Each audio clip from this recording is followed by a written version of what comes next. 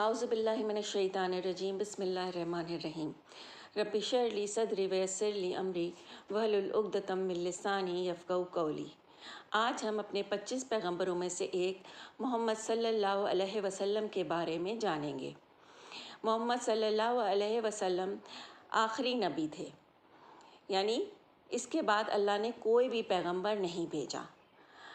मोहम्मद सल्लल्लाहु अलैहि वसल्लम के पैदाइश से पहले बहुत बुरा वक्त चल रहा था। मोहम्मद सल्लल्लाहु अलैहि वसल्लम के वक्त औरतें दोबारा शादी नहीं कर सकती थीं। लोग बुतों को पूजते थे।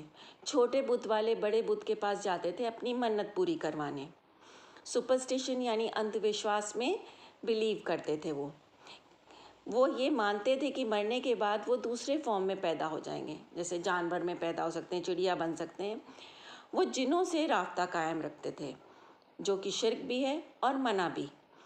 वो ये नहीं मानते थे कि मरने के बाद वो फिर से ज़िंदा होंगे क़यामत के दिन, यानी अल्लाह ताला उन्हें फिर से ज़िंदा करेंगे क़यामत के दिन।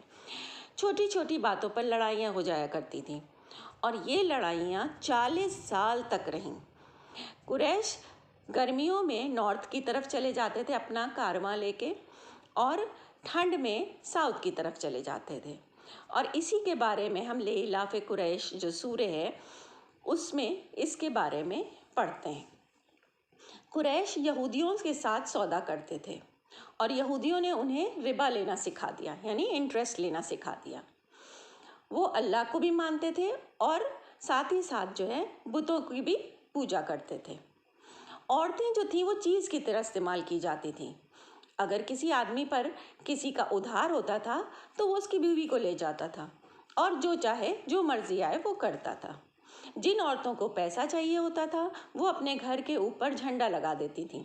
लोग उनके पास आते थे और जो चाहे उनके साथ करते थे और उन्हें पैसा दे देते थे। जब वो प्रेग्नेंट होती थीं तो उनमें से ही एक को वो बच्चे का बाप बता देती थीं और उसको उस बच्चे को पालने के लिए पैसे देने पड़ते थे और साथ ही साथ उसको अपना नाम भी देना पड़ता था। लोग बीवी को तलाक देते थे, फिर उसे वापस ले लेते थे, फिर तलाक देते थे, फिर वापस ले लेते थे, और ये उन्होंने खेल बना लिया था। जब उन्हें बेटी पैदा होती थी तो वो बहुत उदास हो जाते थे और उन्हें जिंदा गाड़ देते थे।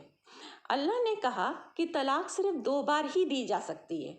तीसरी बार अगर कोई शौहर बीवी को तलाक देगा तो उसे वापस नहीं ले सकता है। और हलाला जो है हराम है। हलाला क्या है? अगर आप जो हैं जिस अपनी बीवी को तलाक देते हैं और किसी दूसरे से शादी कराते हैं सिर्फ एक रात के लिए और फिर उससे तलाक लेके फिर शादी कर लेते हैं, तो इसको कहते हैं हलाला, और ये हमारे यहाँ हराम कहा है, गलत बताया गया है। कुरैश के लोग बहुत ही मेहमान नवाज थे, बहुत ही बहादुर थे।